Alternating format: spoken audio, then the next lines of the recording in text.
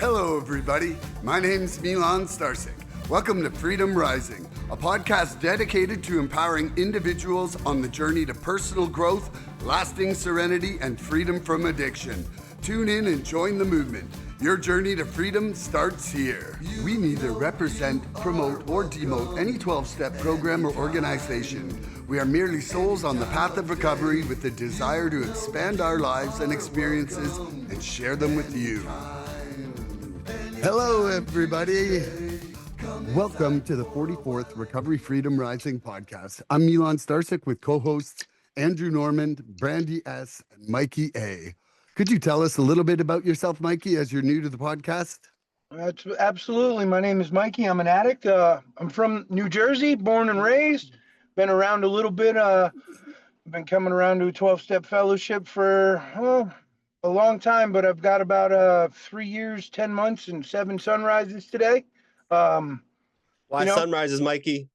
Because we're not in prison anymore, man. We don't count days in here. At least I don't count, man. Yeah, I come from a normal background, middle class family, all that stuff. Addiction doesn't care where you come from, what all that stuff. Like I said, I've been in New Jersey for most of my life. I just love recovery, man. I'm so glad to be a part of something like this. I'm so glad that I found a place. I came home, and I'm glad I found it. And I'm excited for the opportunity here, and I love this thing, man. I love this thing. It sounds like you got recovery fever. I'm very Okay. What? So I ask one question of everybody the first time they come on the show. Can you share with us and the audience the pivotal moment that the recovery fire sparked inside your heart? Where it wasn't like I'm doing this for someone else, or I'm doing this and I don't believe in it. Like that moment where you were like, this is for me. This could save my life. I believe this. I'm in, And I'm fortunate for me that it happened in my very first meeting. I didn't stay clean from that meeting, but that was when I knew that I came home, man. I sat down in a meeting, and I didn't know what was going on. And I was scared. I knew I had a problem, but I came because I needed a court paper signed, and people started talking, and I started to wait a second, because I always felt different, and that moment is when, like, okay, there's people doing this thing, and I can possibly like not use and have a good life. Like that's when it happened for me. It happened very early, and I'm grateful for that, man, because it was a hell of a road to get here. That's for sure. That is for sure. It's definitely the love in this fellowship. I 100% relate to that, man. The second I saw that there was a happy way to be clean and sober was it was a life-changing time for me. It was like, talk about wanting what they had, And so today's topic is called Unconditional Love. And I kind of have this best friend from Virginia Beach, and his name is Andrew. And I thought that, Andrew, could you tell us why you chose this topic and what it means to you? Please tell us. Yeah, because if you guys have not heard yet, my thing is love, man. Unconditional love. Love is the strongest and the most powerful drug in the world, hands down. It does not know how to lose. It's something that I don't have to think myself into, that channel, right? Like when I love what I'm doing, if I'm love somebody I'm doing it for, it's an effortless act on my part. And so, gosh, man, unconditional love is so powerful. I know a lot of people in this fellowship look at it as their higher power, that unconditional love, because it's a tangible thing that they can feel, and they can relate to that feeling and be able to adapt that into their program. But unconditional love, bro, I like how long do we have? Is this a 4-hour podcast? Because I can sit here all by myself and talk about unconditional love. We're going to share the time. Damn it.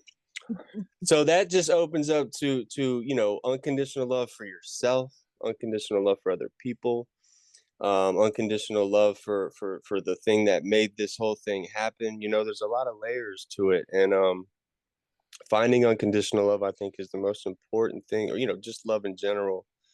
But when it comes from the people in this room, it's a special kind of love, and it's that unconditional love that we might not have ever been given in our whole lives until we got into these rooms. I know people that have never been told "I love you" until they step foot in a meeting. They've never been given hope in their life until they step into these meetings. And so these meetings are everything for me. And I because I was a drug addict, I didn't think I thought I really had nothing to offer this world. And when y'all started showing me that, teaching me how to love myself, until let's learn how to love, I will love you till you learn how to love yourself again. And by damn, if y'all didn't do that shit, man. And I realized I was giving love a lot in my life, man. My mother loved me a lot. My father loved me. He was just a drug addict, right? And it helps me process that, like, I do know what love is, and I do know what unconditional love is, and I know how to give it out now because, right, my literature tells me, Mikey, that if I want to keep that, I got to give it away, man. And the more I give it away, bro, the more I'm getting it in return, man. So on top of that, love and hope are the only two spiritual principles that we can actually give to each other.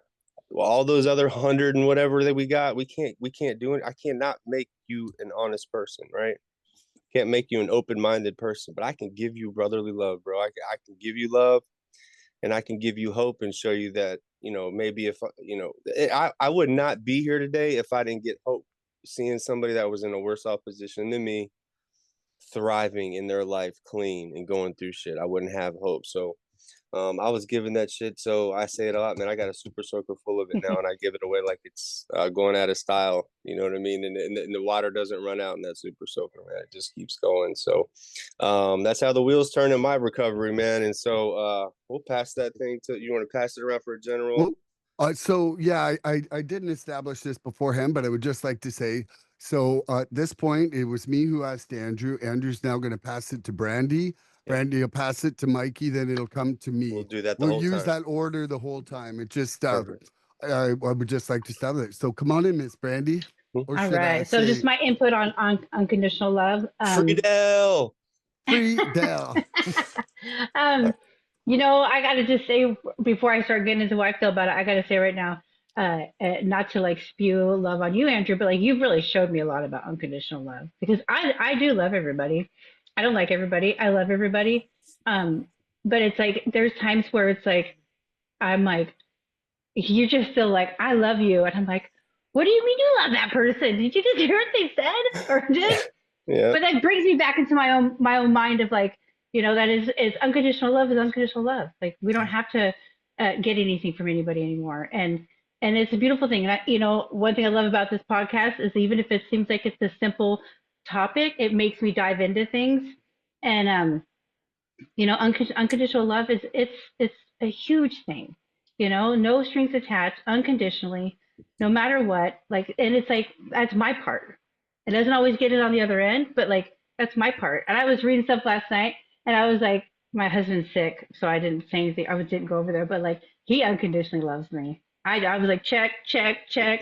So, it's not something that just comes natural. And I think that when we love ourselves, it's an option after that to love someone unconditionally, and it's our own commitment to somebody and trust and and respect. And so I'll pass that. I love it. Awesome. Mikey. Yep. Man, I'm gonna echo pretty much what the last two have said, man. Unconditional love for me, it is the most important spiritual principle that I can have, right? That is for me, right? Because what is it? Loving without conditions. I didn't know how to do that before I got here, man. Thought I loved before. I thought I did all that, but I never knew that it was like contingent upon what I can gain from you or what I can get out of said situation or anything, right? And like it was beautifully put. Like I was told the same thing when I got here. We're going to love you until you learn to love yourself, because I thought I was broken, man. I thought I was unworthy of all these things. And it's not the truth, man. That was like one of the things for me, like learning to love myself unconditionally, right? Yeah. And learning to be a human being, understanding that I'm going to make mistakes and I don't need to beat myself up so badly all the time. Yeah. And like giving it away, like Andrew said it, like the more I give it, the more I get it back, right? And it's crazy because I say this all the time, man. I love every single person. I don't like everybody, Yeah. but especially in a meeting, prayer to prayer, I love every single person, right? And it's Yeah. important. And anytime I ever share in a meeting, I always end. If nobody told you they loved you today, I love you, because it's important for me to be able to give that away, because I didn't hear that for a long time. And if people told me it was just like, all right, what do you want from me? Like I never was able to receive it, right? Hmm. And being able to understand it and give it away is a whole game changer for me, because I came here and I was broken, man. And y'all did what you said. You learned, you were loving me until I learned to like be my 100% unapologetic self, right? And man, it's a beautiful thing what we get in here, man. It's a beautiful thing.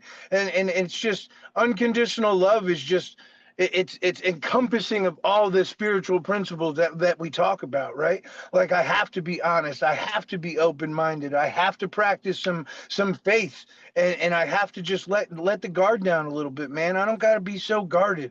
I don't got to be so guarded. And that's what makes me appreciate the unconditional love piece of this part. That's why it's so important, and that's why it's the most important one for me. Hmm. I've Go said ahead. this too. I've said this too, Mikey, that there's not a spiritual principle that I can think of off the top of my head that does not have to incorporate love in it somehow. Yeah. Right? Like to be able to be on, like you have to, love is I like could love have needs all them acceptance shits. indifferently. I could have indifferent acceptance. Come on now. Come on now. You'll notice, Oh, Mikey, this is a constant tug of war between he's an acceptance guy and I'm love, and it's like love, acceptance, and honesty's right in the middle. Unconditional love is acceptance, though. I But mean, see, it is, but you yep. gotta throw some humility in there with it too, Yes. though. If you're gonna talk Yes. about that's right. acceptance Oh, here and comes love, Mikey. Here comes Mikey. Yeah. you have He's to. got the That's H. why He's got the H. it encompasses everything, and that's Yes. Yeah. it's no better term for it than that's why I love it. Yep. Yep. Yep. So when Andrew chose this topic, you know how many times you've been in the middle of your recovery and you realize that there's a weakness in your program, and then that comes up. Like, has that not happened to you guys Yeah. in so Oh many yeah. ways of like what you need to learn kicks you in the balls kind of Yeah. thing? And so while my friends were down here in Mexico, like I'm down in Mexico right now, and I had 3 recovery friends come and stay at a place an extra place I had. Andrew was almost one of them. I was supposed to Um, be there.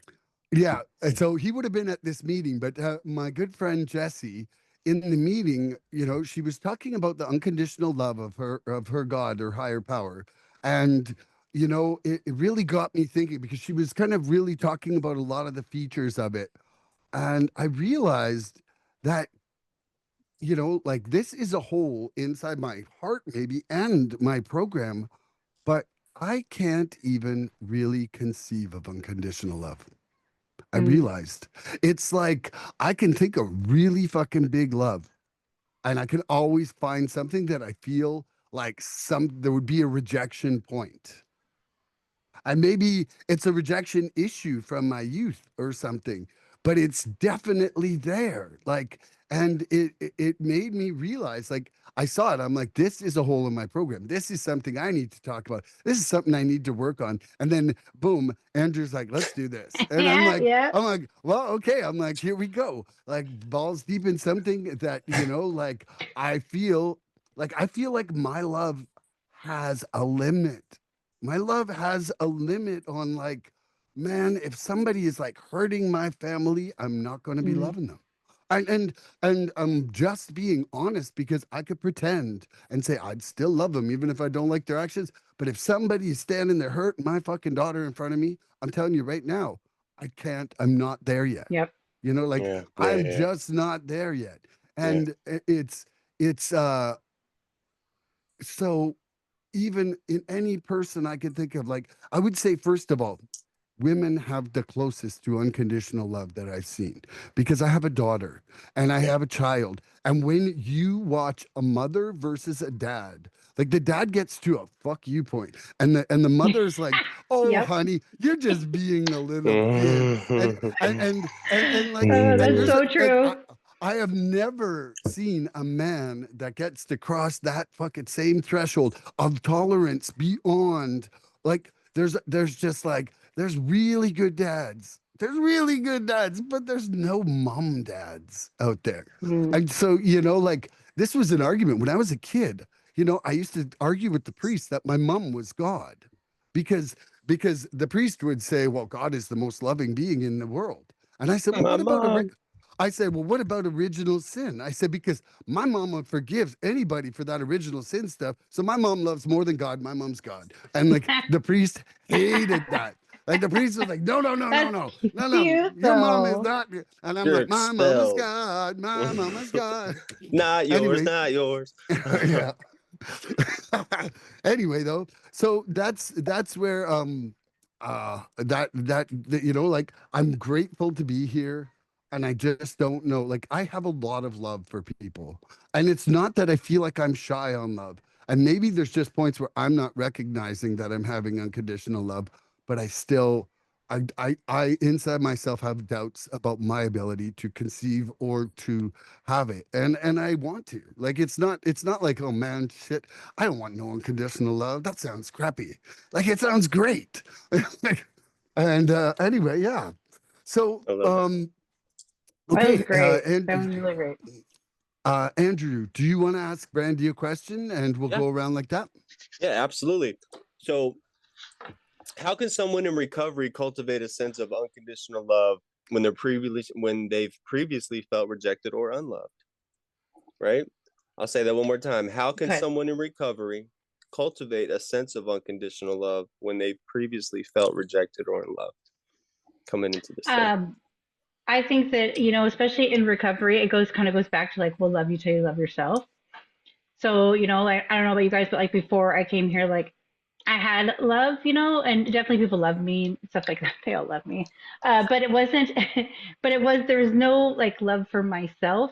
And so it wasn't really there. So to be able to, um, accept love or unconditional love, especially in working a program, like, it's in the steps and everything. I mean, it's a huge part of the program, and being in recovery, should just say like that, being in recovery is love, because you have to be able to love yourself in order to even walk in the door, and then you find love for the people that are going to be there for you when you don't know what to do, or you don't know where to go, or you don't really know how to actually love yourself. So I guess you don't have to love yourself to walk in the door either. But I think that like I think a recovery can be a little standard if you don't get past some of the hurts from before in order to grow and to see the love and to be able to even, like, dissect the fact of maybe unconditionally loving yourself and somebody else, because the love that was all conditional before, and a lot of that stuff can, well, like shit that happens when you're a kid, I still feel it as an adult. So the love that wasn't given, or the conditional love that was given before recovery, yeah, it can make you hesitant. But when you just like be open minded to what this program can do, what a recovery program can do, man, it's like it's if you don't love right away, you definitely find ways to. And other people, I find that helping other people and seeing their recovery helps me love them more, my recovery more, myself more. Like, it just really, I could imagine, I really could imagine not finding, like, the sense of love for anything, and in this program I couldn't imagine it, because I had to really love myself and love the people around me in order to tolerate myself and tolerate some of them too, because it's not, we're here for, that inner core of what we were missing before. Yeah. And I think the steps and the fellowship is like a huge path, an amazing path, I'm trying to say, to get to a point of stepping your foot and even, thinking about unconditionally loving somebody. And outside of like, and not like, I'm not saying like romantically, and not like your parents or something like that, but like, the stuff that, because some of that stuff can be, like, well, of course you love your parents, unconditionally. We'll just say that, I know there's some out there, maybe not, but to be able to unconditionally love, like it's it can be scary. It can be really scary because there was a lot of conditions before. And so I think, I don't know if I answered your question, but I felt Oh good yeah, about my man. Hell answer. yeah, that was a I beautiful did answer. beautifully. That That was a was love amazing. ramble. That was That's how amazing. free you want to be. That's That's how free Right. you want how to be. free Right. you want to be. How spiritual I do you want love to be? that.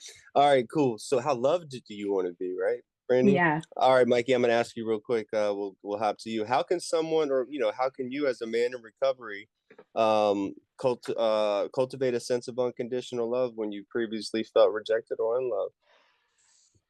So for me, man, it's being able to cultivate love was like a hard thing for me, man, because I came into this place, man. I had some real serious abandonment issues. You know, not to get too like dark about things, but like both of my parents committed suicide. So like I came in here and I had a Sorry, bro. real resentment. I had a real resentment against the G word. I thought like I was always of the like, you know, they left this earth like that, like that they abandoned me, right? And it's all always about me, that selfish stuff, man. And it was important for me to kind of learn to accept that, right? Once I got with some acceptance, right? And I learned that like unconditional love is unconditional love, right? There's loving with no condition, right? But I can also put boundaries there Yes. too.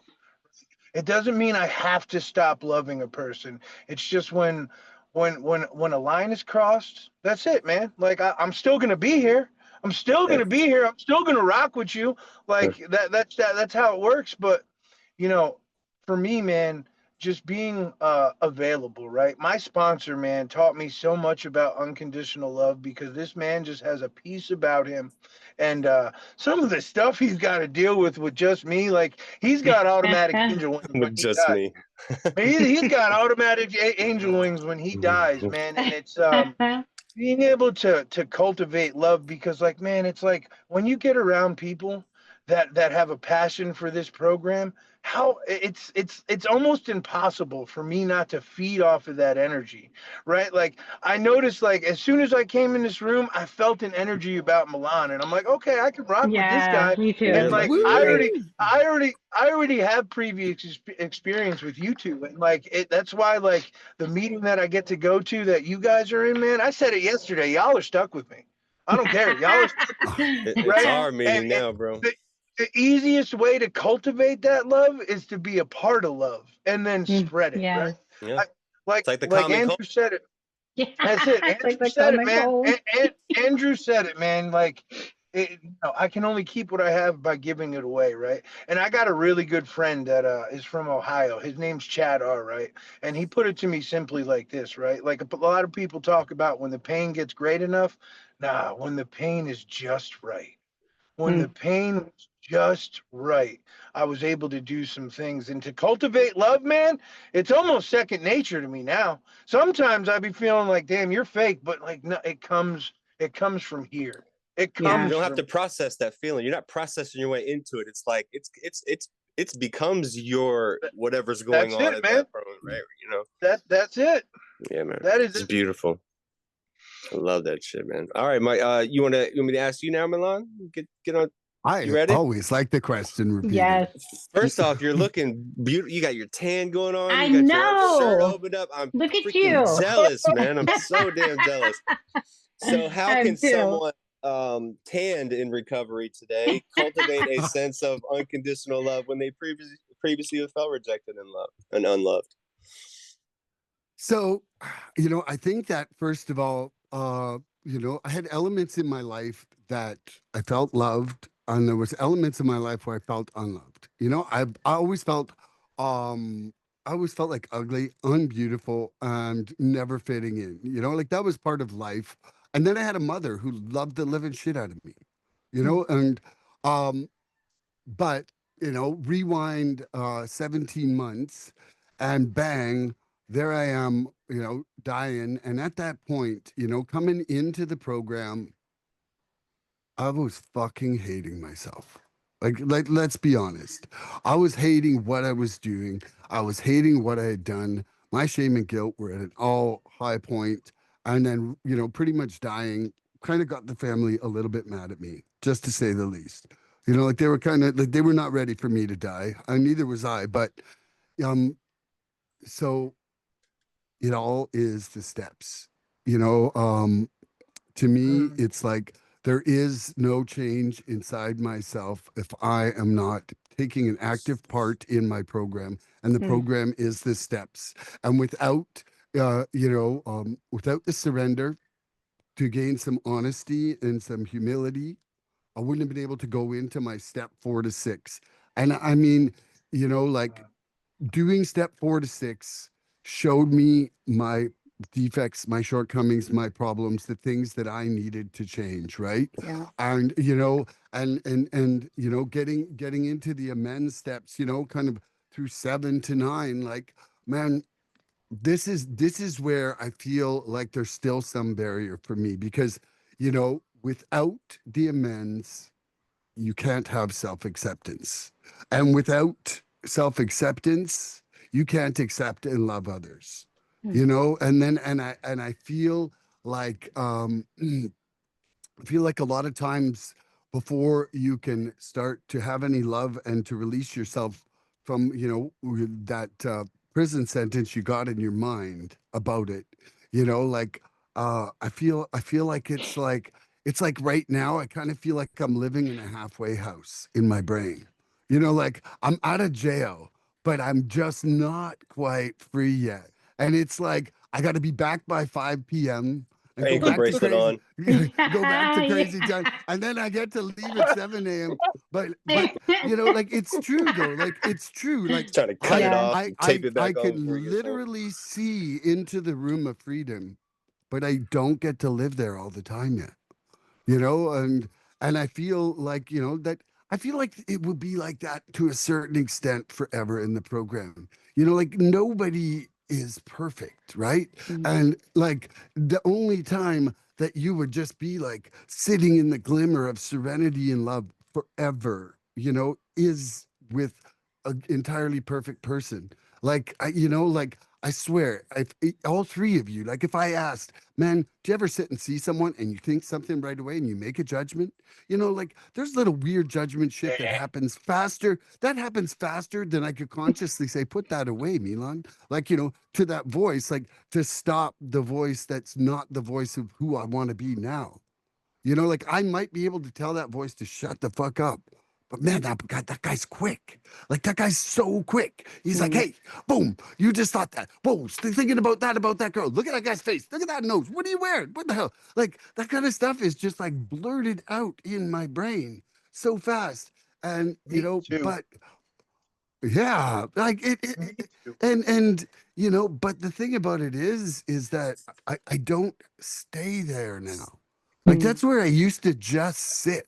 Like there wasn't something else beyond that because I didn't have the tools to be like, whoa, that's not nice. That's not compassionate. That's not tolerant. That's not loving. And those principles are coming into play now. But like for anybody who's new in this program, man, this is not an easy road, but it's a mm. fruitful road. Yes. It's so worth it to do and to do the work. But man, there's going to be a lot of time where you look and be like, I made that mistake again. I thought I was past that. I'm like, I Mm, thought I was 4 steps forward from that. And then it's like, boom, you see a family member, and that family member's just like, boom, says a sentence, and you're like 5 years old again. yeah. And it's like, wham, and I'm like, what am I doing back in grade fucking 1? Like, I'm like, what the hell? Like, and I see myself being that same little baby. But, I don't think I had the tools to identify that before. And that awareness is the first step towards that freedom to me.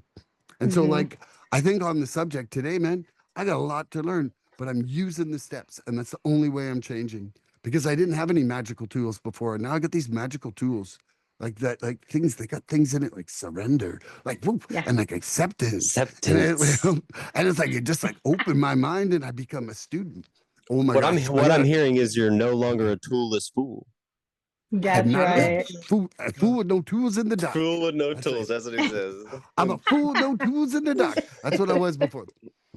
Love Okie it, That man. was dokie. good. Well, Andrew, you've got an answer for your own question now, brother? Yeah, man. So, God, man. I mean, again, I can go on about this stuff all day.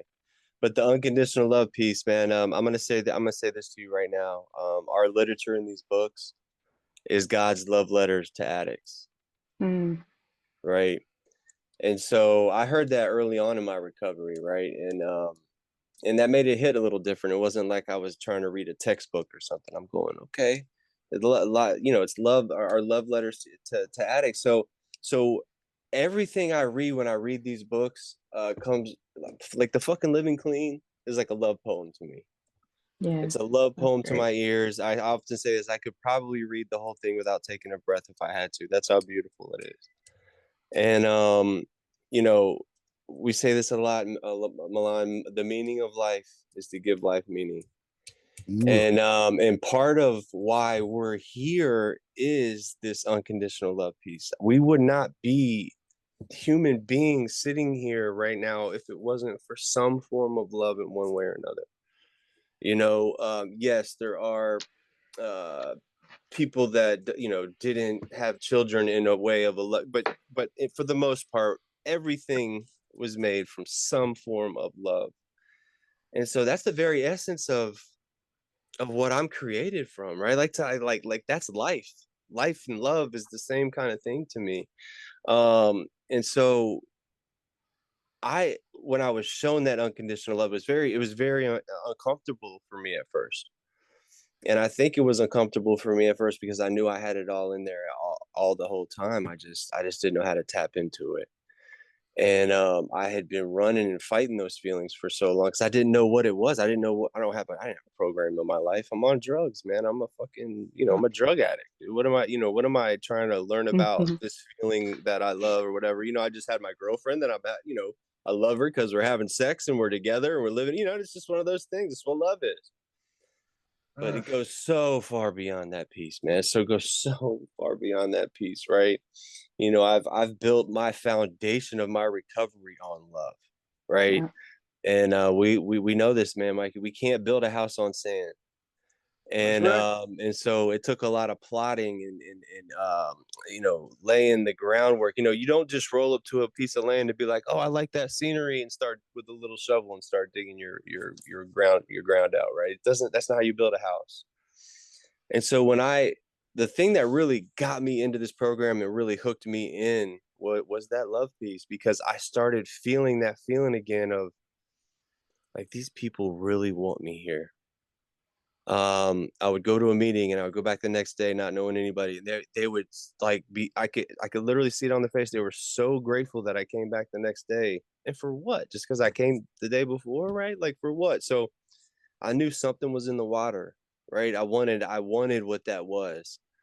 And so when people that don't know you tell you that they love you, and they tell you every single day, and then they actually care about what you're talking about, and then you realize that this program is all about helping that addict that coming in here, and honest sharing is that antidote to our disease thinking, and it allows our hearts to connect. I say this a lot, man. When someone comes up there and shares honestly and gives an honest share, I don't really even hear what they're saying, man. I feel it. Yeah, Like, I love my that. emotions are connected to theirs. I could be in the other room and know exactly what they're saying, not hearing a word what they're saying. You know what I mean? Like, that right there, and I can't even define that feeling. I can't define what that is, but I know for a fact unconditional love has a lot to do with that, right? And we cannot hate ourselves into a version of ourselves that we love, Mikey, either. Right? We've got to love ourselves. That the self-love piece has to come before anything else. You can't come in here and just go, okay, I'm off drugs now, guys, and feeling good, so I love you. It doesn't happen like that. Like, I tag you, I want to love you. Is that okay? No. No, when you feel it, when you're given that love, man, and it becomes something that you know that is the very essence of life, and you can actually look at somebody and tell them you love them for a reason that you know why you're telling them you love them, like if nothing else, just because you went through the same near-death catastrophe I did, like my That's literature it. tells me, bro, that opened up my life. My life was not. I didn't have any hope or meaning for life until I love is everything, man. Love is what this Mhm. whole thing starts with. It's what the whole thing ends with. It's something that we need. If we don't have people or things to love, we are not. We're we're going out of this place. There's no hope for us. There's absolutely no hope for us at all. And so I've got to when it was that uncomfortable feeling, I was told I had to lean into it. And the more I leaned into it, the more it's like doing drugs for the first time. You know, those DOCs that are that really that first or second or third time where you get sick and you really don't feel good about it, but you like do it again anyways the next time. Yeah. Y'all know Yeah, what I'm just talking in about. case. Just in Just in case, right? case. Oh, we're only gonna do this when we're having snowball fights. And then we're only gonna do this like That's certain it. occasions, and it's uncomfortable. And then you're like, you almost pass out. You felt sick the whole time, but let's just do it again. Oh my God. Yeah. It's how Gotta you try gotta it do. 10 times. Make I sure I don't never like had it. that No? feeling. I never had that feeling. Just saying. I have, and I kept doing But it. And it's just it's one of those things where I put that spin on it when I got in here because it is an uncomfortable feeling, but it's kind of comfortable. It's like a little weirdly, oddly Mhm. comfortable.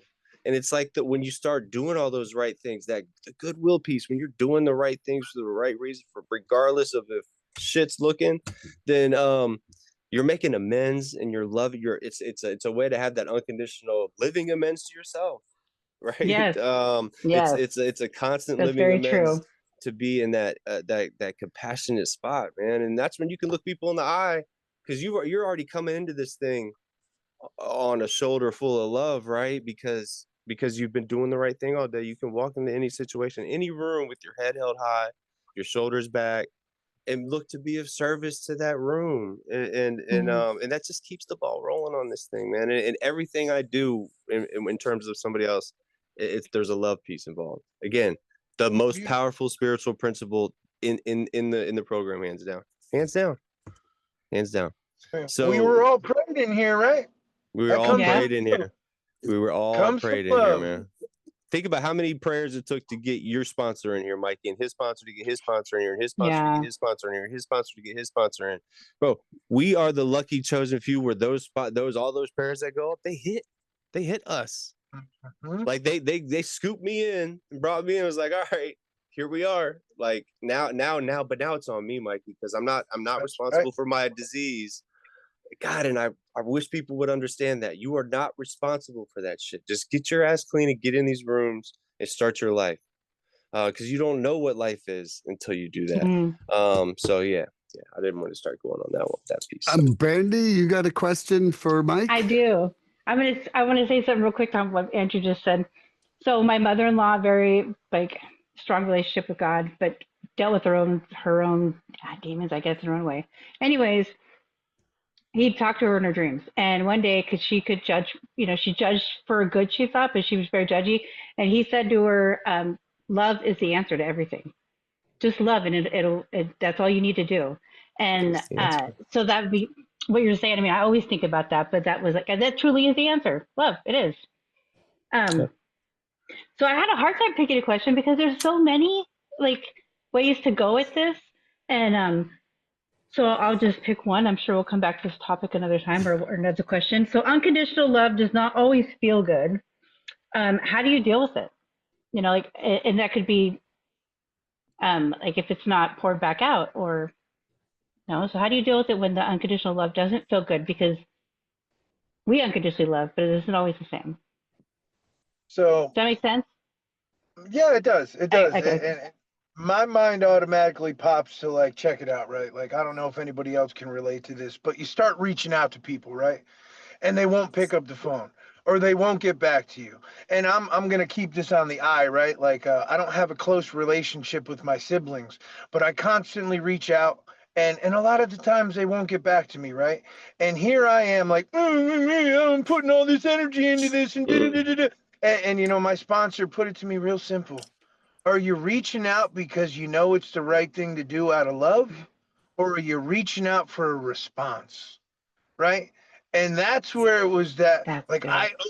I always need that shift, because my Love that. perception is always my reality, right? So like you said it in the beginning, like the unconditional love is my part. It has Mm. nothing to do with anybody else. It's my part, right? So that's like the easiest way to deal with it. Like, this is the way I want to live. This is the way I'm going to do things. And you know, whatever else happens after that's really none of my business. It's none of my business. I'm doing my part. I'm keeping my side of the street clean. That's what this is about, right? Yeah. Coming in here, being able to clean up some wreckage in my past, and moving forward, not make the same mistakes, and if I do, not beat myself up. Andrew hit that nail right on the head, man. I had to learn to love me before I can give that back to anybody else, because I could have came in here and been like, "Oh, we're doing this love thing. Yeah, I love every single one of you." And then it's still that what can I get out of you?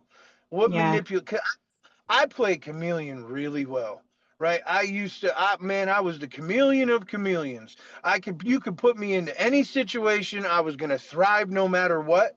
And you know, I had to learn to let that go, right? That we talk about it in the steps. These masks have to go, Yeah. and I have to peel it back a layer at a time, because it's not gonna happen overnight. You know, I didn't become a drug addict in one night. So yeah, well, in my opinion, I kind of did. I just didn't do all the grimy shit. You know, it's Yeah. like, but you know, it was how do I deal with it? It's I got to learn to not worry myself about it, man, because like I play these fantasies out in my brain, and like, you know, it's a perfect example. You ever been in the shower after you get into an argument and you're like, man, I'm going to say this, and this person's going to say that, and then I'm going to say this, and then they have to say that, so then I'm going to rebuttal with this, right? It's Shower crazy, Yes. man. muscles. Oh yeah, Shower 100%. muscles. 100%.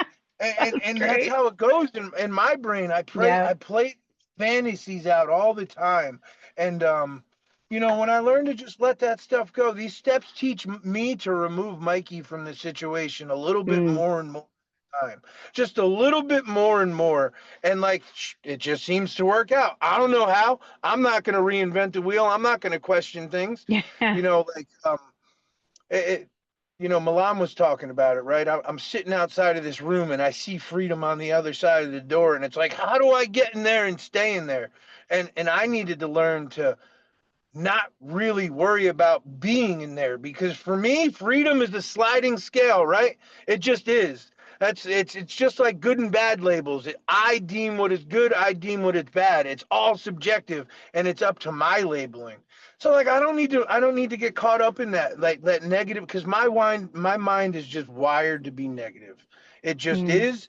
Trying to unwire that. Don't know if it's ever going to be unwired, but damn it, these books were written like they knew I was coming. They knew I Right. was coming. They, They they did. knew I was coming, because I read some literature and I'm like, shit. Like, Brandy's autobiography right here. I don't know if you picked it up yet. Right. It's A. Yeah. Brandy's Right. autobiography. I, They wrote a book me about me. too. Yeah. Me too. She said I dipped the whole Me thing in too. highlighter. Whoop, dipped the Yep. whole thing. Yeah, man. It's you know, just being able to worry about me and my side is what helps me. And I don't need, because again, unconditional love, loving without condition, right? Loving without a condition. So if I'm reaching out, if I'm doing this, if I'm doing that, it doesn't matter what you do. Mm-hmm. I did my part. I showed my love, and it just stops right there. I don't need to I don't need to get caught up in everything else, because I'll pick it apart and make myself a villain out of nowhere, because Mm. in a fantasy world all the time. I'm the All the time. victim. I'm always the victim. That's what the sixth step taught me. I'm not the Yeah. victim, I right? mean, not so much Life anymore, but that was my go-to. life happens. It doesn't happen to Mikey. Life Yeah. just happens. Yep. I need to live life objectively, man. That's it. Yeah, man. Yeah. I was the prince of pity parties. Yeah. I Yep. oh yeah, I had my Pity party crown and planner. everything. Yeah. I was just the prince. They Milan were comes just out with the instantly crown there. on, and he's like, "It's time. Time Yeah. for the Wouldn't party, you all bitches." feel sorry for me Come today? feel Tap bad the for kegs. me. Tap the kegs. Let's go. Let's do it. Join me in my sorrow. Yes. Okay. Okay, question repeating, please. Okay. Unconditional love does not always feel good. How do you deal with that? So now, what I didn't gather from the question though is my unconditional love or other people's. Your unconditional love, like what you feel, and even if you're not there yet, so the love that you have, you know. Hmm. Well, okay.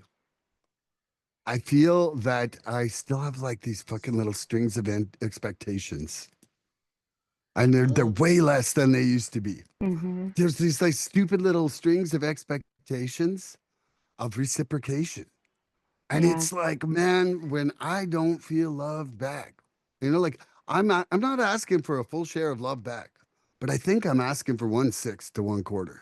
Mm. And I'm trying to rein that in. I'm trying to rein that in, like my I think like I got mad at my dog yesterday because he was being a total jerk. And I'm just like, dude, you give me unconditional love and I can't give it back. Because I was writing out stuff for this show and I was like, damn. I'm like, the only example of unconditional love I know is my dog. Yeah. Because he loves me all the time. He might like whine if he doesn't get the steak or something when I cutting it up. But like he's still loving me. He'd be like, yeah, let's Yep. go, man. Like uh, so I think like if there's any uncomfortability, it's in my lack of accessibility. Mm. And it's seeing the hurdles that I still have to climb to be able to turn off that expectation switch entirely. And I think that there's glimmers, just like serenity for me at this point, where I feel like serenity comes and it's like I was like, whoa, okay, I just had 5 seconds of fucking like the most peaceful shit in my exact like I've ever experienced. And it's like glimmers, whoa, like and most of the time I don't recognize it until it's over. Mm. And I think that I would say that there's like love glimmers like that for me, where it's just like, whoa, I didn't even care that they cared about my love, you know, and maybe Yeah. something like that. But so yeah, I would say if there's any uncomfortability, it is where I'm at and dissatisfaction and lack of self-acceptance. Yep. I love that because it's it's just what it is, you know. Like Mm. it's And it's the it, truth of what it is. That there's I'm still not stuff that unhappy lingers. Yeah. overall.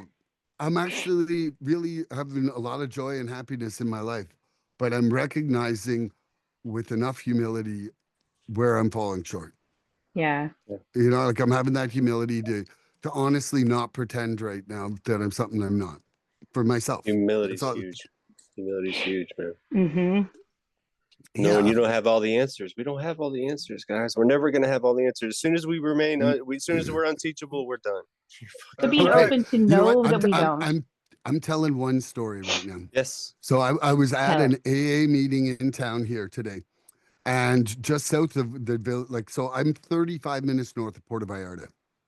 In Puerto Vallarta, they had an AA conference this weekend that was something like 800 people or something like that. And so they say that usually, the week before and the week after, all these people kind of from the conference bleed out to these meetings in these little towns. And so yesterday's meeting was pretty full. And the guy I was sitting beside, he was amazing. I think he had like 42 years in the program. And his whole thing, he sits there and he's like, I've been around these rooms a lot. And he's like, the way I see it, he's like, here's the difference that I see and something that I really try for myself. He's like, the day you start sharing, like, something about recovery or that you're a master, the day you're not sharing, like you're a student and have everything to learn. He's like, I still want to be the student who has Mm. everything to learn. He's like, he's like, because most of the masters I know, he's like, they walk out that door and their actions are nothing like the share I'm hearing. And I was just like, boom. I'm like, this boy laid it down. Kelly. And, and so like the song I wrote today was about being a seeker because it's one of the things that some of the speakers in AA talk about is being a speaker. And it's, like I'm going to be a student of recovery till the day I die. And one of the Mm. beautiful things about this podcast is that we delve deep on some stuff sometimes. And I feel that it's a real learning and growth experience, Yes. like I'm learning those bits of what I don't have on these topics inside your brains every episode. And I find that so amazing. Like, I think that this is a fabulous learning and healing tool for the hosts themselves, and Or but when he said that, like, I don't know, he said it a lot better than I did. PS, like, just saying. But anyway, okay, passing it off to you, Andrew. all right. Can you Want me ask to it one read more it? time? Yes, Yep, no problem. please. Unconditional love does not always feel good. So how do you deal with that? Um, so yeah, if I continue to focus on the hurt, I'm going to continue to suffer. If I can focus on the lesson that I'm learning, I'm going to Mm. continue to recover, right? And so the unconditional love part, once I knew and I could grasp what that feeling was for me, I really, even in the uncomfortable moments, I really leaned into it. I kind of like I had mentioned just previously, right? And so one of the most unconditional loving things I can do for myself is to pray. So I pray, man, and so when I'm in an uncomfortable situation, whether it revolves around love or and a lot of things revolve around love and acceptance. Damn Yep. those two. And so I've realized that praying for myself is one of the most unconditional loving things that I can do for myself, right? So I've turned it into what is the one of the most unconditional loving things that I can do for somebody else? I can pray for them. Mm. Think about that. Like praying for yourself is such a loving act. But then when you pray for somebody else, maybe and my sponsor this has been one of the most life-changing things that he's gotten me to do is to pray for other people and to pray for the people that I come to him with problems with. I mean, Brandi, some of these people that are Mm. just not right, and they're creating head chaos and discontent and all that. But the feeling that I get when I pray for somebody that I don't like, I love everybody because we help each other recover in one way or another. I love you. Even if I hate everything about you, I love you. I don't like everybody, but I love everybody. But like, when I pray for somebody that I don't like necessarily, I don't like what they're doing, and especially when it has something to do with me, and when something good happens to that person after I pray for them, bro, the feeling of that is unlike it's unexplainable. Y'all Mm-hmm. know what I'm talking about, right? Where you pray for that person, right? And then something happens, and this is something that this is one of those wars that you win that you don't tell anybody about. When you pray for somebody that you just that has wronged you or whatever, and then something happens to that person that's good, it it It's a is, magical change. It's bro. Mm. like if you do it 2 weeks straight, like that was what my sponsor got me to do the first time that happened. That was unbelievable change in my relationship with that person, and somehow also in myself and that person. In your Yeah. relationship with who you're Yeah. praying to too, right? You think about that, like it strengthens that bond with that conscious contact because they're like, man, this is the step work in a vacuum here. Look, working on ourselves, and we pray for somebody else. We're doing something for somebody else. We realize has nothing to do with us. That's This right. whole thing has nothing to do with us. And then you go, shit, that's how this thing works. That's how this thing works. The most important thing is that this thing works, man. And so yeah, I'll pray uncomfortably, because it's not comfortable for me to pray in those situations. And even though I know I need to pray for those people in that situation, I'll still end up not knowing, and then I'll call Sean, and then before he even answers the question, I know what he's gonna do. He's gonna be like, "Did you pray about it? Did you pray? Did you pray about it? Did you pray for him?" And then I almost want to go, fuck no, Spons, I'm sorry, click. I just want to like I forgot to do A, B, and C, right? And it's so beautiful, it's so magical. It's one of the fruits of recovery that it never stops giving, man. It never stops giving. I think it really only grows as you get farther along in this program too, because that prayer piece becomes really, really intimate when you start realizing that. I realized when I was having a relationship with this thing, and it was actually talking back to me, and I knew I was doing the right things, right? And then when I know that God of my understanding is talking back, I can lean into my decisions that I make in this program more, on a more consistent, quicker basis. I don't have to step back and go, well, I've been doing all this shit wrong for so, I got to rethink everything, because what do I got to change everything? No, I've been working this for so long. And now, as I'm consistently tapping into it, and I'm getting my accolades by knowing I'm doing the right thing, staying in his lane. And Mikey, even if I make mistakes, it just shows I'm trying. Yeah, that's right. Right. I've got to be able to push through those moments and not be afraid to go to it because of fear of rejection. Because as an addict, we're going to all see that fail stage before we even start the task. We want to shut down because we already know the fail stage is coming. Or, I did a lot. And so that's where I take my, a lot of us will take our past and we'll let our past put us behind bars, bro. And I no longer allow my past to imprison me, right? My past is my teacher, right? I'm not going to let it keep me behind bars. I'm going to let it grow I'm going to grow into the man that I've always wanted to be, man. I used drugs for 20 plus years to become the dude I got when I got off drugs in less than 3 years. So I'm leaning into these things because when I talk to him, he talks back. And even if I don't make the right decision, or if it comes back on me that it hurt me in some kind of way, here's my program where it comes right in, and I can daily inventory that bitch, man. And I can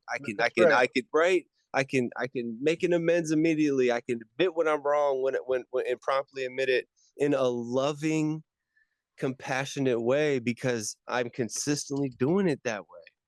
Right? Y'all know what to expect out of me. I'm not going to come in here and be that guy that's like just trying not to relate to the literature because it just doesn't sit well with me. Right? Like, I'm going to find the fucking love in that sentence. I'm not going to find the hate in that sentence. Yep. I will find love in that sentence. And it's about perspective. It's about perspective. And how free do you want to be? How free do you want to be? It's up to you. The only one putting the cap on how free you want to be and can be and smell and feel and all that is you. That's it. That's it.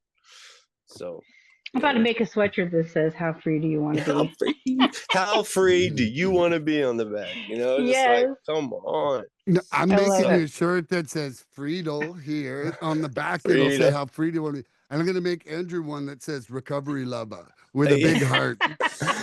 But Mikey, my answer to when Sean asked me how free do I want to be, I'm just like, yes. Yeah. Is that the answer? Yes. I think yes. Yes, please, thank you. So, that's good. So, all right, cool. I think that was my round. So, Brandy's got to answer her own. I got to answer my question. Okay. Awesome. So, and I'll just read it out loud for myself again. Unconditional love does not always feel good. How do you deal with it? So for me, some days, I mean, not like it doesn't feel good every day, but like sometimes, should I say, I can handle it well, and sometimes I can't. This program has definitely taught me how to love people and how to love them with boundaries and how to love every part of them. even the stuff that's like, oh shit, and maybe have love for them if for some of them, but I can't. I'm like, I may act tough, but I'm sensitive. I am a loving person. Like, I truly put my emotions and my love into people, and I didn't have that before, because if I did, when I was, in active addiction, there was always something behind it. And so it's like, yeah, I love everybody, but like, there's a difference today than there is when I would say that in the past. And Non-transactional. not exactly, Right. not transactional. And today I truly, genuinely love myself. I didn't like myself at all, at all. And so anyway, so because I put so much into it, it's probably like, and I gotta say, I got something from all your guys' answers. But like, maybe I have these expectations on how I feel like they should love me as much as I love them, and along with that would be like the respect and trust and all of it. And That it's like, well, I love you this much that I not trying to itemize like what I did, but just the notions of it, and it can hurt. It can really hurt. But I've learned also that it's everybody's in a different place, and that's why I looked at it as my unconditional love is my side of the street. Like, I can't control how anyone else feels, and even I can't control how they even express how they're feeling, because maybe they don't love themselves. Maybe they're just not at that point yet. And my best way to deal with it is to pray. It really is to pray, because I can have control issues and I can't control other people. So what can I do? I can pray for them, and that's just like the go-to for it. And I don't just pray for them. I pray for my heart, because like I said, like because I feel it. Especially when it comes to family members, because there's a different level of unconditional love for sure when it comes to family and kids and stuff like that, and God. But like, then it really hurts. And but I think that, not to go off on a tangent, I think there could just be like a little bit of like codependency along with it, like maybe like, I'll prove I want you to love me as much as I love you. Why don't you treat me the same? And but all I can do is work on me. I can't focus on how they show their love or don't show their love. Expectations breed resentment. Yeah. Oh, exactly. premeditate. Yes, yes. And that sentence there has like saved my resentful ass, because like the small stuff, like before COVID and like people weren't wearing masks, like I smiled at everybody. I'd be offended. I'm like, that bitch should not even smile back at me. That's so rude. Now it's like, it's people. It's not You such a like chase reaction her anymore. down, ma'am. Do you know I smiled at you pointedly Yeah. because I wanted to get a smile back? If you didn't, now I Yeah. need a fucking smile. Or you now. open the door for somebody, same thing. You're like, you're welcome. Bitch, shit like damn that. it. Yeah. But like, I find myself kind of getting back into like, because I want to fully, genuinely love somebody without any expectations at all, because that's so much for me. That's a lot for me. It's a lot of benefit for me. They can take the benefit if they want it, and if they don't, they don't. And when it comes to and I love, Mikey, what you said about your siblings. Like, I do, when I caught a hold of my sister, expectations of some type of answer or whatever, but like maybe just to reach out, like that really hit me in a lot of ways, because I don't remember the last time I did that. I don't remember the last time I did that in a way of like just reaching out kind of thing, and that's something like, and that's the unconditional love that I can't fucking help, and I don't always want. I don't want to have that feeling. I've worked really hard to close that off. Like, it's one thing to pray to have an open heart, but to pray to have a part of your heart closed is another level. And he finds a way to help me with that for sure. But those are the times where I definitely have some things to learn and to practice on how to deal with the ones that really hurt. I don't want to stop loving somebody.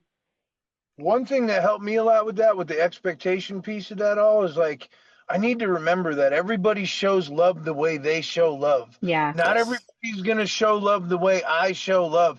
And that's one of the biggest things I need to remember. It's like, they're doing the best they can with what they got and what they know. Who the fuck am I to be like, yeah, that's me. I celebrated your clean time. You didn't celebrate mine. Yeah. And we're all, that's great because we're all different, Yeah. and Mhm. we're gonna do things in a different way and show things a different way, and I do show mine in like a love way, or not like necessarily go do things for people, but like in a like, hey, I'm showing that I'm caring, like think of something small for do something for somebody. It's the little things that do count for me, and but yeah, it's definitely it's realizing we're not the same people. So I love that with that also.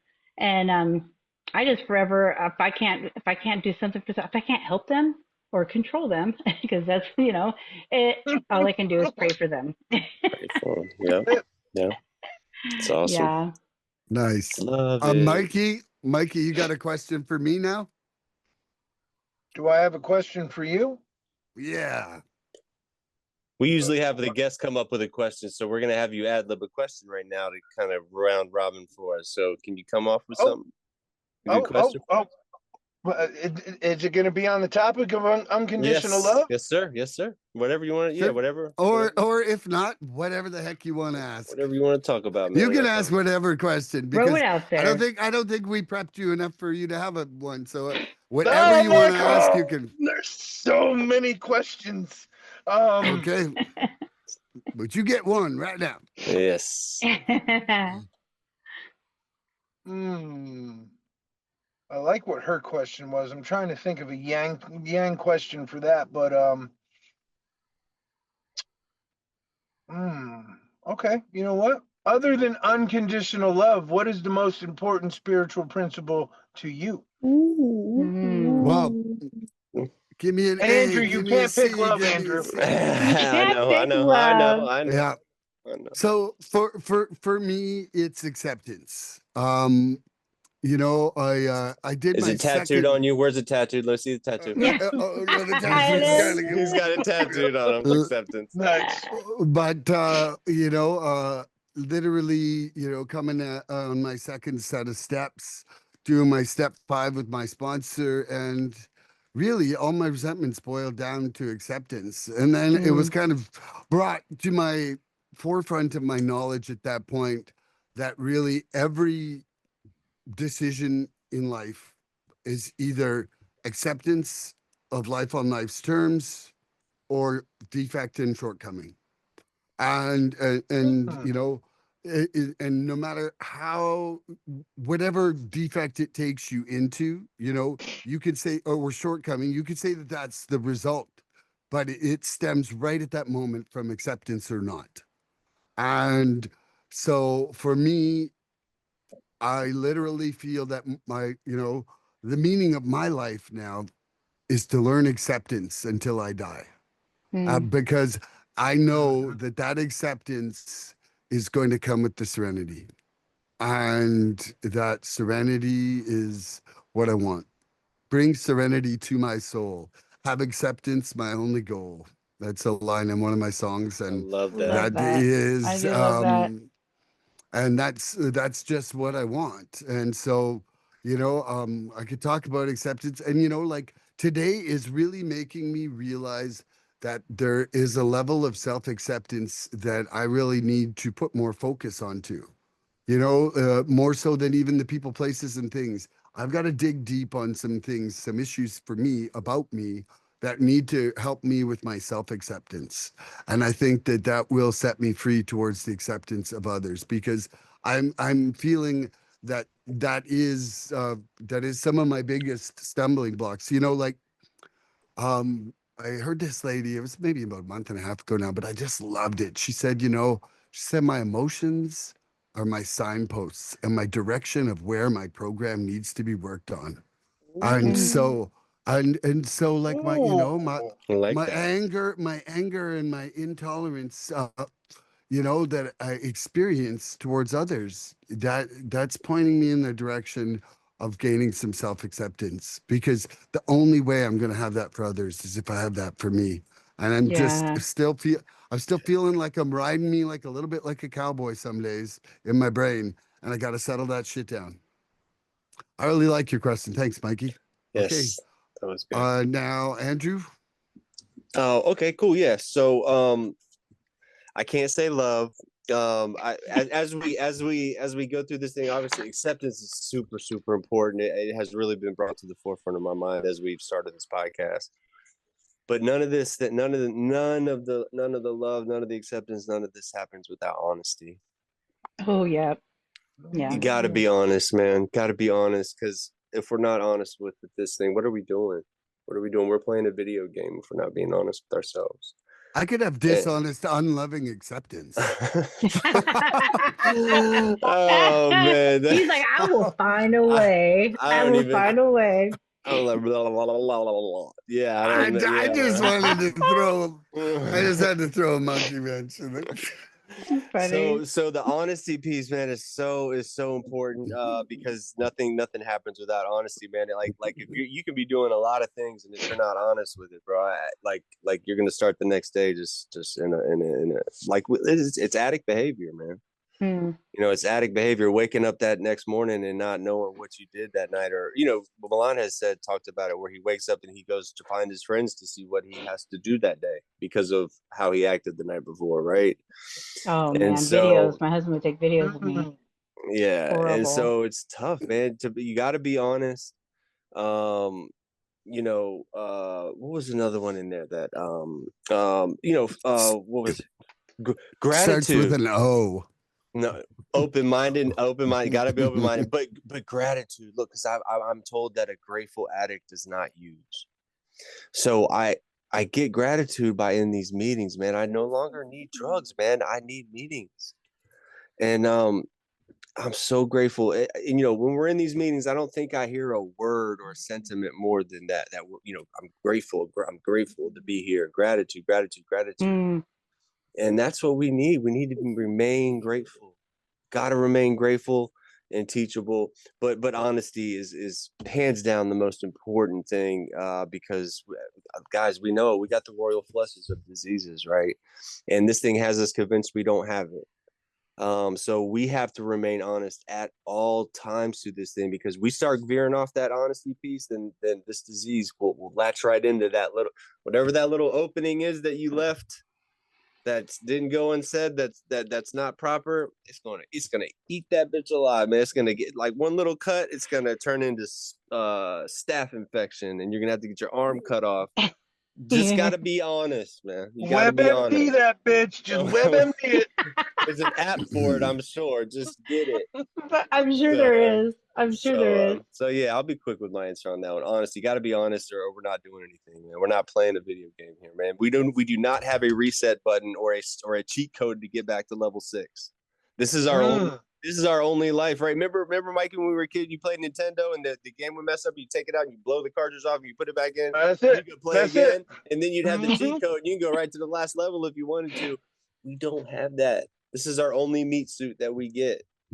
Right. So when we're out of here, we're out of here. We don't get to start this thing over again, man. And our loved ones don't get to have us again. It's not like they can start the hologram over again. So we got to be honest with ourselves, or this thing's going to just trample over us again, you know? So what about you, Brandi? So for me, you know, I was gonna say honesty because, to be honest, it's a huge one. But like, let's Honestly, just dip you better into not. honestly. Come on. But trying to, like, you know, to give variety, like integrity is a big one because, you know, I didn't have integrity before. I didn't have respect for myself or other people, and I think that's a huge part of my recovery and a difference in where I am today and where I used to be. Like, I just didn't have that. I didn't see much worth in me. So to me, it's like, it's a huge part because, like, I really just thought that I was an addict and it's what I'm going to do. I'm going to use drugs again. I'm going to end up here and there. And that's just what it is. Like, I don't know how to do anything else. But with that, I didn't think that I could, or I was worth it, you know, like, these are my cards I was dealt. But getting clean and working these steps and, you know, living these principles too, has really made a difference on how I look at myself. Like, I am worthy. I am, you know, I can be trustworthy. I can trust people. Like, there's so much to myself that I didn't even know existed. And integrity is a big one with that because, like it's like I didn't go through this process to still not love myself or to not get to know myself more and to trust myself and to trust my own judgments towards other people. And so to be able to, I mean, that's like a huge 180 for me when I was out there using because I didn't know I had, like, even when I was out there loving everybody else, like, I didn't know I could love myself. I grew up with, I always say, a mean, skinny sister. So, insecurities and this is what I don't like about myself was a go-to. And today I know what I love about myself. And I know if I don't love something about myself, Magical motherfucker, you. I'm a magical That's motherfucker. right. I can That's work on it. right. Like, so it's such a good feeling to go to bed at night and feel good and not, I got the like ADHD mom brain, so I overthink, of course, at night of all the things I maybe should have done or what I'm going to do tomorrow or yada yada. But I go to bed feeling good. I go to bed knowing that I did my best and I did good either way because I did my best. So that's a good one. I don't know, Love they're all really good. They really are. I wish we had more time. I could go through all of them. But that's a great question. Yes, Made us all think. And Mikey, you got to answer your own question now. All right. Man, I'm glad I picked that question, man, because we all have different answers and I get to hear different insights, right? And I could pick each one of your answers and expand on it, right? But for me, it's humility, right? Tells me in the basic text that humility is just important to staying clean as food and water are to survival. That's Yeah.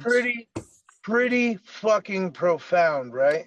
And for me, man, like that humility piece, it's not always about coming down, right? Because I come with this huge ego and sometimes my head won't fit through the door. Sometimes it's about coming up, right? Sometimes it's about coming up and realizing that like I'm right where I need to be.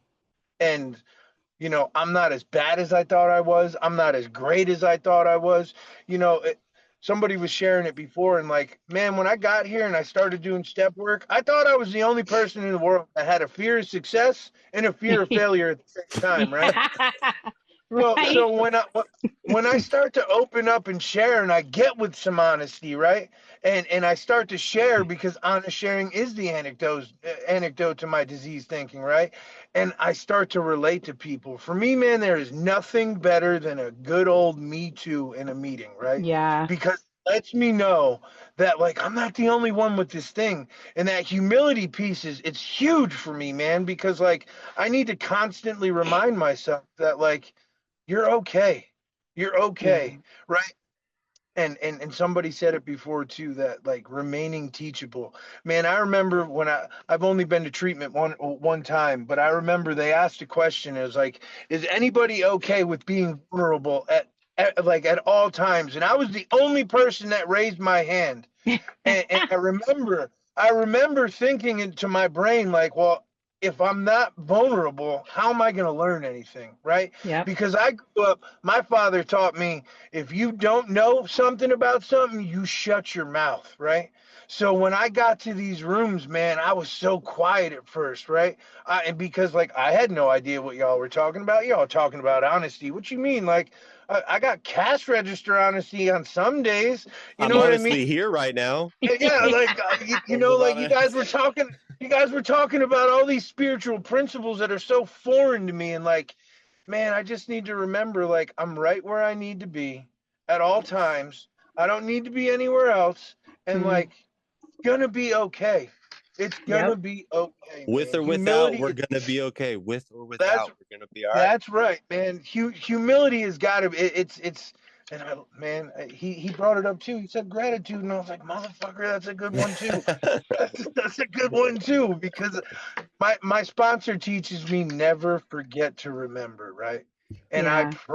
I pray to God I never forget the way I felt March 20th of 2021 before I came back to the rooms. That emotional, spiritual, and just but you want bankruptcy? Man, Electrocution. bro. Electrocution. Spiritual Oh, electrocution is what Sean calls it.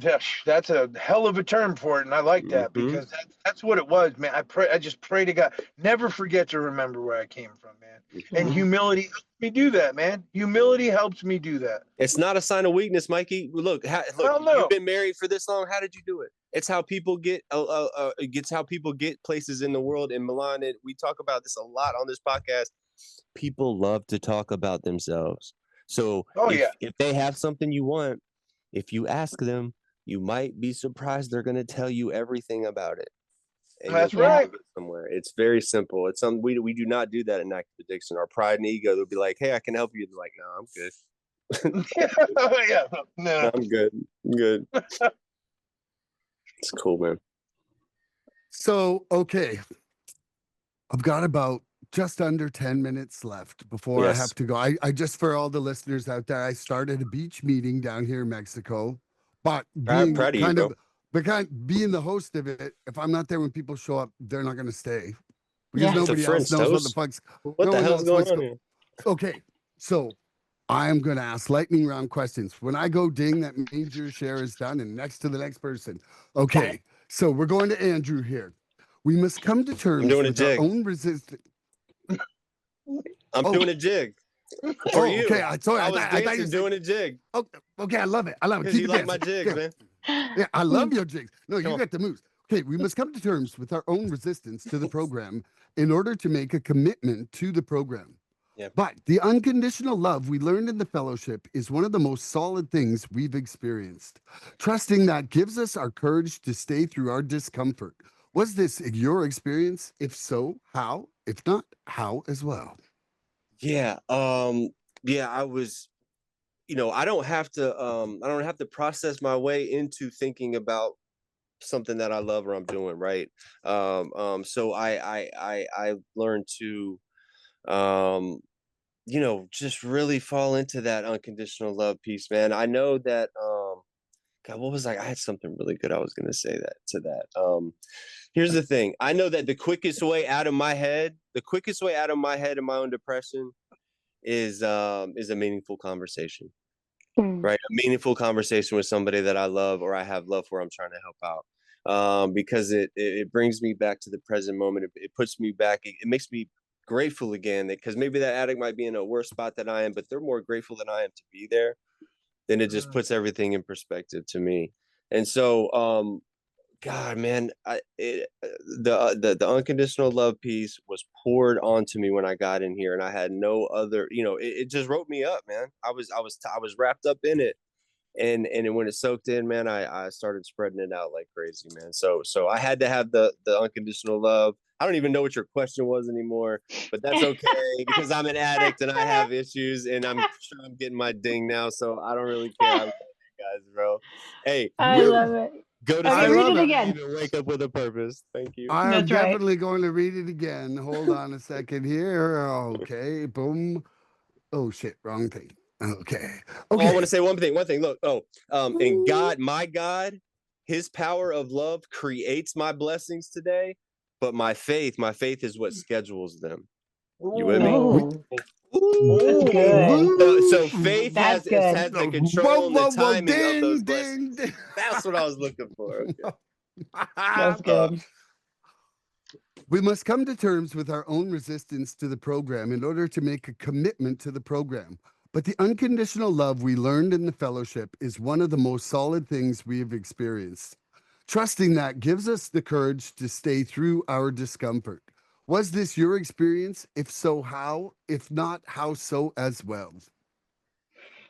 Okay, so I'm from my experience with it, rather be my own situation or somebody else coming in. Like you see people come back in the room and from a relapse, and what do they get? Nothing but love. And that's so contagious. Welcome Like home. we love you so much, and I just wish some people that wouldn't that have too much shame to come back in the room would just come in long enough to experience that to realize I am supposed to be here. And because I think that my our own guilt and shame, like I praise the people that come back because I'm afraid that no matter what, if I know that love is there, I wouldn't be able to love myself long Same enough way. to get in there so Same you way. guys can love me until I can love myself again. Yeah. And so I think it's, being in the program or being in the meetings and just absorbing it, allowing people to love you that much is, it's really is how I think my unconditional love outside of the obvious ones really could form, because I wasn't resistant to it anymore. It's a And I was form like, of all right, intelligence, Brandy. there we go. There we go. Boom. And And there you go. And that ding dong. That was that perfect. That was a good answer. Okay. So, Mikey, Go ahead. Mikey, we must come to terms with our own resistance to the program in order to make a commitment to the program. But the unconditional love we learned in the fellowship is one of the most solid things we've experienced. Trusting that gives us the courage to stay through our discomfort. Was this your experience? If so, how? If not, how so as well? Go, Mikey. Basic text tells me it's not the change that's painful, it's my resistance to change that's painful, right? Yes. So Preach, a brother. perfect, right? Perfect. She was just talking about relapse, because I was that addict that had to be prayed back into the rooms. I was that addict that I couldn't even look at a fucking Zoom a camera to come back to a Zoom meeting. Like, I couldn't even do that.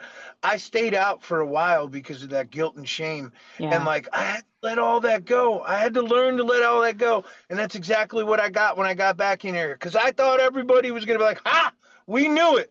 Right? We don't shoot our wounded in here, right? Nope. Yeah. Everybody, we're glad you're here. We're glad you're alive. Thank you so much for coming back. I had to get the hell out of my own way. I had to Yes. tell the community to shut the fuck up and allow people to love me again, right?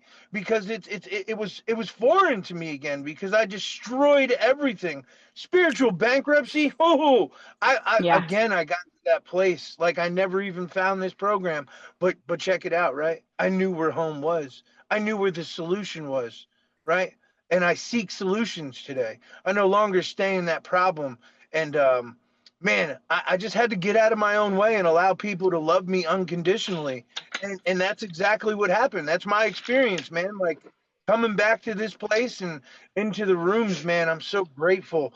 I had an addict that was reaching out to me every day, and she would tell me, if not today, maybe tomorrow. If not today, maybe tomorrow.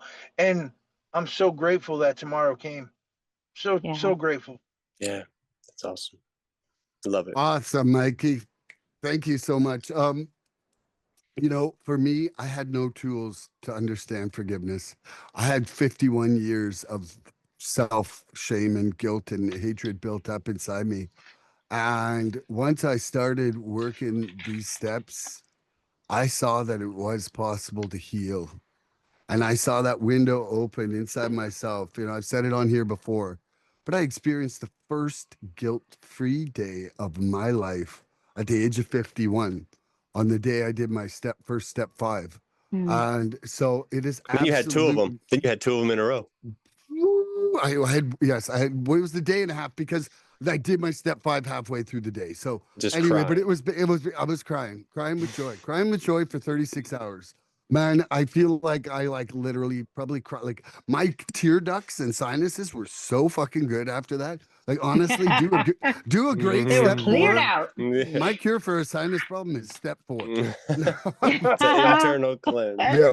Okay, I just want to say to everybody here, I loved this one, Mikey. Yeah, this was cool. I love you, brother. Like, first I time, love you I love back. you. You're coming I back. love you back. You're coming back.